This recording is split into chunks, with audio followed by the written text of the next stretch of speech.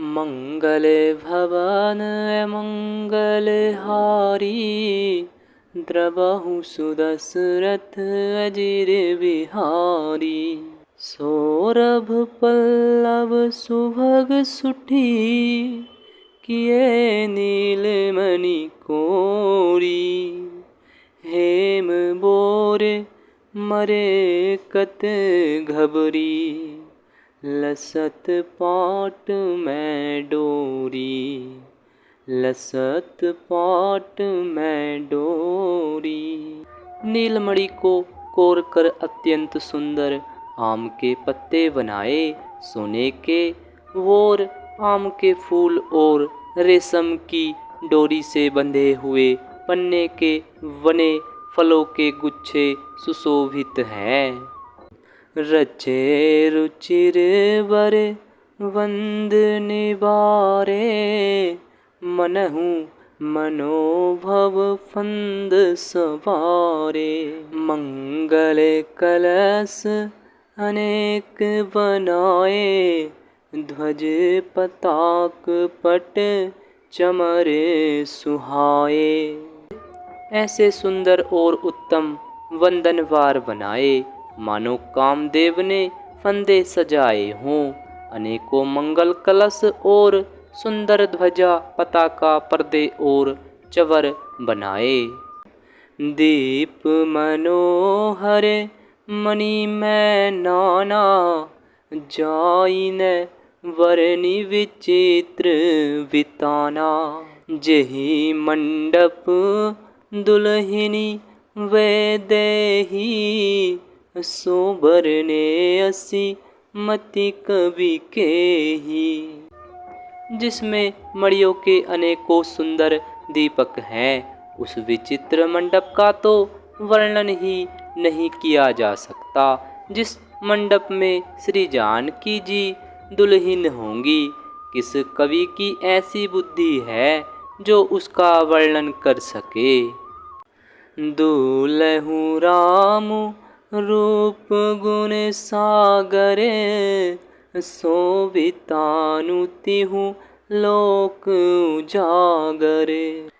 जनक भवन के शोभा जैसी, गृह गृह प्रतिपुर देखिए तैसी। जिस मंडप में रूप और गुणों के समुद्र श्री रामचंद्र जी दूल्हे होंगे, वह मंडप तीनों लोकों में प्रसिद्ध होना ही चाहिए। जनक जी के महल की जैसी शोभा है, वैसी ही शोभा नगर के प्रत्येक घर की दिखाई देती है। जेहि ते रहुति तेहि समय निहारी, तेहि लघु लगहि भुवन दस चारी। जो संपदा नीच गृह सोहा, सो बिलोकी सुर नायक मोहा। उस समय जिसने तिरहुत को देखा, उसे 14 भुवन तुच्छ जान पड़े।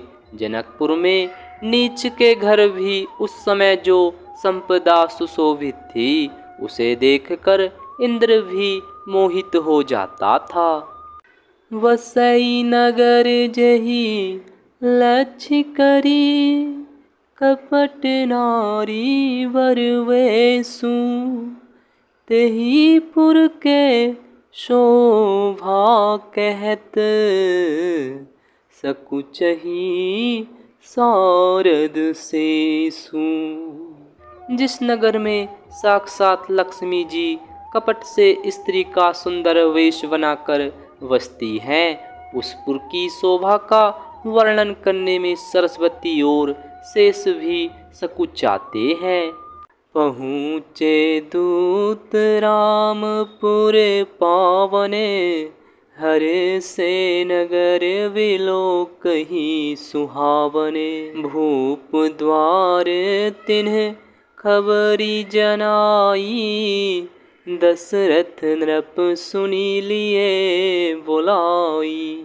जनक जी के दूत श्री रामचंद्र जी की पवित्र पुरी अयोध्या में पहुँचे। सुंदर नगर देखकर वे हर्षित हुए। राजद्वार पर जाकर उन्होंने खबर भेजी। राजा दशरथ जी ने सुनकर उन्हें बुला लिया। करी प्रणाम तिन्ह पाती दीन्ही, मुदित महीप आपूठी लीन्ही। वारी बिलोचन वाचत पाती, पुलक गात आई भरी छाती। दूतों ने प्रणाम करके चिट्ठी दी। प्रसन्न होकर राजा ने स्वयं उठकर उसे लिया। चिट्ठी वांचते समय उनके नेत्रों में जल, प्रेम और आनंद के आंसू छा गए। शरीर पुलकित हो गया और छाती भर आई। राम लखनूर करे बर चिट्ठी, रही गए कहत न खाटी मीठी। पुनि धरि धीर पत्रिका वाची, हर्षि सभा बात सुनी साची। हृदय में राम और लक्ष्मण हैं, हाथ में सुंदर चिट्ठी है। राजा उसे हाथ में लिए ही रह गए। खट्टी मीठी कुछ भी कह न सके। फिर धीरज धरकर उन्होंने पत्रिका पढ़ी। सारी सभा सच्ची बात सुनकर हर्षित हो गई। खेलत रहे तहाँ सुधि पाई, आए भरतु सहित हित भाई। पूछत अति स्नेह सकुचाई, तात कहाँ ते पाती आई। भरत जी अपने मित्रों और भाई शत्रुघ्न के साथ जहाँ खेलते थे, वहीं समाचार पाकर वे आ गए। बहुत प्रेम से सकुचाते हुए पूछते हैं, पिताजी चिट्ठी कहाँ से आई है।